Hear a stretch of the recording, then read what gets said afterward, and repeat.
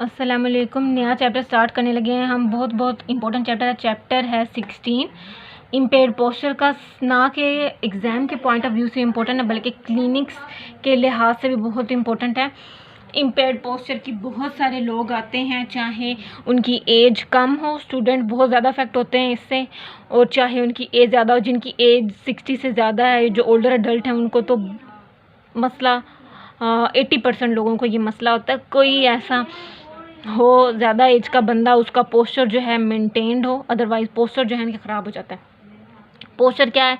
चाहे आप खड़े हैं, चाहे आप बैठे हैं, चाहे आप लेटे हुए हैं, या आपने कोई दूसरी जो है पोजीशन अडॉप्ट की है। हमारी जो है 5 फंडामेंटल पोजीशन होती हैं, लेइंग, स्टैंडिंग, सिटिंग और 5 थी, अब मुझे बाकियों के नाम भूल गए हैं। तो ये जो थी ये अब इनसे फिर आगे से ड्राइव्ड पोजीशन होती हैं, इन्हीं स्टैंडिंग से फिर ड्राइव पोजीशन निकलती है, जिनको हम ड्राइव्ड पोजीशन कहते हैं।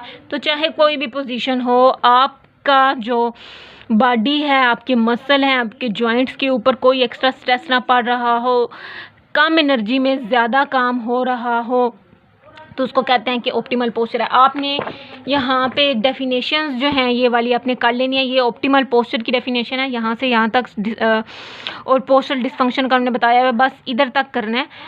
अब ऑप्टिमल पोस्चर क्या होता है कि जब आपका पोस्चर जो है बायोमैकेनिकली वेल बैलेंस्ड पोजीशनिंग हो, बॉडी पार्ट की अपराइट पोजीशन हो, दूसरा मसल जो है वो इफ़िशेंट हो, और एनर्जी का एक्सपेंडिचर कम हो, यानी कि एनर्जी का यूजेज कम हो रहा हो, और जॉइंट के ऊपर स्ट्रेस कम पड़ रहा हो, तो इसको हम कहते हैं ऑप्टिमल पोस्चर है। ये इसकी डेफिनेशन भी है।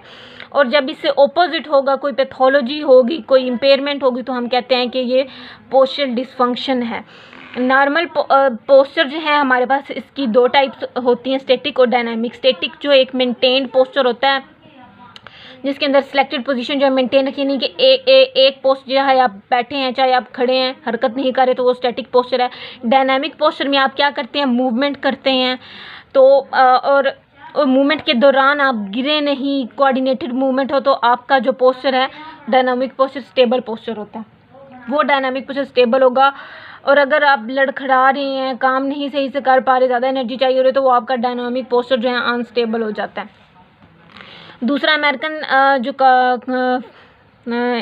अमेरिकन का जो है guide of physical therapy practice, इन्होंने जो है दी थी डेफिनेशन। वो क्या है? Alignment and positioning of the body in relation to the gravity, center of mass and base of support. जो अलाइनमेंट है और जो पोजीशन है बॉडी की, ग्रेविटी के लिहाज से, सेंटर ऑफ मास के लिहाज से, और बेस ऑफ सपोर्ट के लिहाज से। जैसे आप अगर बैठे हुए हैं तो ये आपकी बेस ऑफ सपोर्ट बनती है। अगर आप खड़े हैं तो आपके पाँव के दरमियान ये जितनी स्पेस है ये आपकी बेस ऑफ सपोर्ट बनेगी। अगर आप खड़े हैं तो आपकी नॉर्मली सेकंड सैक्रल जो वर्टिब्रा है उसके ऊपर ग्रेविटी एक्ट कर रही होती है, वहाँ पे आपका सेंटर ऑफ मास जो है वो बन रहा होता है। तो अगर आप बैठे हैं तो सेंटर ऑफ मास और ग्रेविटी जो है, ग्रेविटी जो एक्ट कर रही है, जैसे कि आप यहाँ इस तरह खड़े हैं तो आपकी जो ग्रेविटी एक्ट कर रही है इस तरह कर रही होती है, इस तरह करके। जैसे आप ये खड़े हैं तो आपकी ग्रेविटी इस तरह एक्ट कर रही होती है आपके ऊपर सीधा, बिल्कुल। तो इस तरह ये डिपेंड करता है कि ग्रेविटी किस जगह पे बॉडी पे एक्ट कर रही है, सेंटर ऑफ मास कहाँ पे बन रहा है, बेस ऑफ सपोर्ट आपकी कितनी है, आप बैठे हैं, खड़े हैं, स्क्वाटिंग, जो भी आपकी पोजीशन है, डिपेंड करता है कि। तो ये चीज़ें कह रहे हैं कि पोजीशनिंग और जो अलाइनमेंट है बॉडी की, इन 3 चीज़ों के लिहाज से ठीक होनी चाहिए। तो हम कहते हैं कि ये पोस्चर जो है ऑप्टिमल पोस्चर है। और ऑप्टिमल पोस्चर की अमेरिकन एकेडमी ने भी डेफिनेशन दी थी। उन्होंने कहा था कि मस्कुलर जो स्केलेटल स्टेट है इस तरह की होनी चाहिए कि वो बॉडी के दूसरे स्ट्रक्चर्स को प्रोटेक्ट करे, उनको सपोर्ट करे, किसी किस्म की जो है डिफॉर्मिटी और इंजरी ना हो, तो उसको हम कहते हैं कि ये ऑप्टिमल पोस्चर है। और आपके जो थोरेसिक और जो एब्डोमिनल ऑर्गन है वो भी जो है उनके ऊपर किसी किस्म का कोई एक्स्ट्रा स्ट्रेस ना पड़ रहा हो, क्योंकि अगर आप का फॉरवर्ड हेड पोस्चर है तो उस केस में आपके जो और थोरेसिक जो है, आपकी थोरेसिक स्पाइन, ये जो है नॉर्मली इस तरह स्पाइन होती है।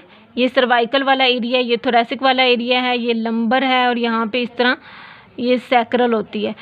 तो जो थोरेसिक स्पाइन है ये अगर इसका कर्व नॉर्मल से ज़्यादा इंक्रीज़ हुआ है तो उस केस में और आपकी फॉरवर्ड हेड पोस्चर है ये भी ज़्यादा इस तरह अंदर की तरफ गया हुआ है, तो उस केस में क्या होता है कि ज़्यादा स्ट्रेस पड़ रहा होता है एब्डोमिनल कंटेंट के ऊपर, लंग्स के ऊपर, तो इनके ऊपर कंप्रेशन होती है। नॉर्मली बंदा जो है वो सांस नहीं ले पाता, तो उसको ब्रेथिंग के डिसफंक्शन भी आते हैं, पल्मोनरी डिसफंक्शन भी हो जाते हैं अगर पोस्चरल डिस्टर्बेंस हो तो ये बात वो कर रहे हैं। अब अगली बात है कि लेस देन, अगर ऑप्टिमल पोस्चर नहीं मेंटेन, और उसको हम कहते हैं कि ये लेस देन ऑप्टिमल पोस्चर है, जिसमें क्या होता है ज़्यादा स्ट्रेन पड़ रहा होता है सपोर्टिंग स्ट्रक्चर्स के ऊपर, और बैलेंस का और बॉडी का बैलेंस भी जो है वो ठीक नहीं होता। बेस ऑफ सपोर्ट भी जो है, जो बैलेंस बेस ऑफ सपोर्ट के ऊपर जो पूरा एक बैलेंस हो रही होती है बॉडी, वो भी प्रॉपर नहीं होता। इंक्रीज स्ट्रेन यानी कि जो बॉडी की नॉर्मल एक पोस्चर को मेंटेन करने के लिए बॉडी एक जो शेप अडॉप्ट करती है वो डिस्टर्ब हो जाती है, तो ये सारी बीच में बातें आ जाती हैं। अब ये तो था पोस्चर नॉर्मल, और इम्पेयर्ड पोस्चर का भी मैंने बता दिया। अब फर्दर हम इसको डिस्कस करेंगे कि डेविएशन फ्रॉम ऑप्टिमल पोस्चर। जब एक नॉर्मल पोस्चर है और जब वो नॉर्मल पोस्चर नहीं होगा, डेविएट कर जाएगा, उससे हट जाएगा, तो नॉर्मल पोस्चर किस में कन्वर्ट हो जाएगा? इम्पेयर्ड पोस्चर में, इम्प्रॉपर पोस्चर में हमारा पोस्चर जो है कन्वर्ट हो जाएगा। और इसमें अब हम ये बताएंगे कि जब तो ऑप्टिमल पोस्चर मेंटेन नहीं है तो क्या हो सकता है। फॉरवर्ड हेड पोस्चर पर्सन को डेवलप हो सकता है, जिसके अंदर क्या होता है, अब हमने एक मेरी ये बात याद रखनी है कि जब भी पोस्चर इम्पेयर होता है, मेरी बात आपने याद रखनी है, अच्छे से सुन लें, आपके क्लिनिक में भी काम आएगी। जब भी पोस्चर इम्पेयर होता है तो उस केस में मसल का इम्बैलेंस होता है, मस्कुलर इम्बैलेंस की वजह से जो है वो पोस्चर जो है वो ख़राब हो जाता है। किस तरह होता है? जब भी पोस्चर ख़राब होगा तो एक साइड के मसल, अगर मैं आपको एग्जांपल दूं, एक साइड के मसल जो हैं वो लेंथन हो जाएंगे। अगर मैं इधर पेक्टोरालिस मेजर मसल की बात करूं, यहाँ पे क्या होगा कि ये मसल अगर कॉन्ट्रैक्ट करें, ये शॉर्टन है, अगर इस तरह फ्लेक्स्ड पोजीशन में है पेशेंट, तो ये जो पेक्टोरालिस मेजर जो एंटीरियर वाली साइड पे हैं, और ये मसल क्या करेंगे? शॉर्टन कर जाएंगे, और जो पीछे जो बैक के मसल है वो क्या कर जाएंगे? लेंथन कर जाएंगे। ठीक है, तो जब ये मसल ज़्यादा टाइम के लिए लेंथनिंग पोजीशन में रहेंगे तो वीक हो जाएंगे, यहाँ पे वीकनेस हो जाएगी। और ये मसल जब ज़्यादा टाइम के लिए कॉन्ट्रैक्टेड पोजीशन में रहेंगे तो यहाँ पे कॉन्ट्रैक्चर बन जाएंगे। तो हमने फिजियोथेरेपी में क्या कराना है? इनकी हमने लेंथनिंग करानी है और इनकी हमने कॉन्ट्रैक्शन करानी है। तो ये हमारे पास इसका ट्रीटमेंट होता है। जहाँ भी कहीं पर भी बॉडी के किसी भी एरिया में, बॉडी पार्ट में अगर कोई पोस्चर ख़राब है तो एक साइड के मसल कॉन्ट्रैक्ट नॉर्मली कर देते हैं और एक साइड के ज़्यादा लेंथन हो जाते हैं, तो हमने इस चीज़ को कंसिडर करना होता है। अच्छा, फॉरवर्ड हेड पोस्चर में इन्होंने, जैसे कि बुक में इन्होंने बिल्कुल यही बात की हुई है कि क्या होता है, फॉरवर्ड हेड पोस्चर के अंदर शॉर्टनिंग हो जाती है सब ऑक्सीपिटैलिस मसल की, और लेंथनिंग हो जाती है पैरावर्टिब्रल मसल की। तो यहाँ पे भी अब अगर आप देख सकते हैं कि एक साइड के मसल जो हैं सर्वाइकल एक्सटेंसर, उनकी शॉर्टनिंग हुई है, और जो सर्वाइकल फ्लेक्सर हैं उनकी लेंथनिंग हुई है। अच्छा, अब ये इसमें ये हो गया। और जब फॉरवर्ड हेड पोस्चर होगा तो उस केस में जो हेड है वो भी वेट ऑफ हेड भी जो है वो प्रॉपरली मेंटेन नहीं हो पाएगा, ग्रेविटी जो लाइन ऑफ ग्रेविटी वो प्रॉपरली एक्ट नहीं कर पाएगी। इसके अलावा फॉरवर्ड हेड पोस्चर का और काइफोसिस का भी बड़ा एसोसिएशन है, हाइपर काइफोसिस। अगर किसी को, जैसे कि मैंने पहले बताया कि अगर किसी को ये जो सर्वाइकल नॉर्मली तो इस तरह है, लेकिन अगर फॉरवर्ड हेड है, cervical spine more than normal से ज़्यादा इंटीरियरली डेविएट की हुई है, तो उस केस में यहाँ पर क्या होगा कि थोरेसिक स्पाइन का भी जो है कर्व इंक्रीज हो जाएगा। तो इन दोनों की एसोसिएशन होती है। अगर किसी को थोरेसिक हाइपर काइफोसिस है तो उस केस में उसको फॉरवर्ड हेड पोस्चर होने के भी चांसेस जो है वो बढ़ जाते होते हैं। थोरेसिक काइफोसिस की अगर हम बात करें तो इसमें क्या होता है कि जो मैंने जैसे कि ये काइफोसिस वाला एरिया है, यानी कि थोरेसिक वाला एरिया है। एक और बात है कि मैं आपको बता दूं, कुछ बच्चे सिर्फ यही समझते हैं कि थोरेसिक वाले रीजन पे सिर्फ काइफोसिस डेवलप होती है और सर्वाइकल वाले रीजन पे सिर्फ लॉर्डोसिस होती है। लॉर्डोसिस लंबर और सर्वाइकल दोनों रीजन पे होती है, और थोरेसिक जो है वो सैक्रल जो काइफोसिस होती है वो थोरैसिक और सैक्रल रीजन पे डेवलप होती है। असल में इन दोनों में क्या होता है कि कर्व जो है वो इंक्रीज़ हो जाता है, नॉर्मल से ज़्यादा कर्व हो जाता है, और इनका जो ये इनवर्ड कर्व है और इसका आउटवर्ड कर्व है, इसका भी सिमिलरली लंबर का भी इनवर्ड कर्व है जो कि इंक्रीज़ हो जाएगा नॉर्मल से, तो यहाँ पे लंबर लॉर्डोसिस डेवलप हो जाएगी। इस तरह करके ये होता है। अच्छा, अब आगे करेंगे consequence of less than optimal posture. जब पोस्चर जो है वो ऑप्टिमल नहीं होगा, ऑप्टिमल से कम होगा, तो उसके क्या जो है वो रिज़ल्ट आएंगे। एक तो बहुत बड़ा जो एक प्रॉब्लम है वो होता है पेन होता है। इसके अलावा बंदा अपनी ज़्यादा देर तक वो पोजीशन मेंटेन नहीं कर पाता, तो ये सारी जो हैं वो प्रॉब्लम्स आती हैं। जैसे कि उन्होंने एक यहाँ पे एग्जांपल दी हुई है, लो बैक पेन जो है वो कह रहे हैं कि मोस्ट कॉमन मस्कुलोस्केलेटल सिम्टम है।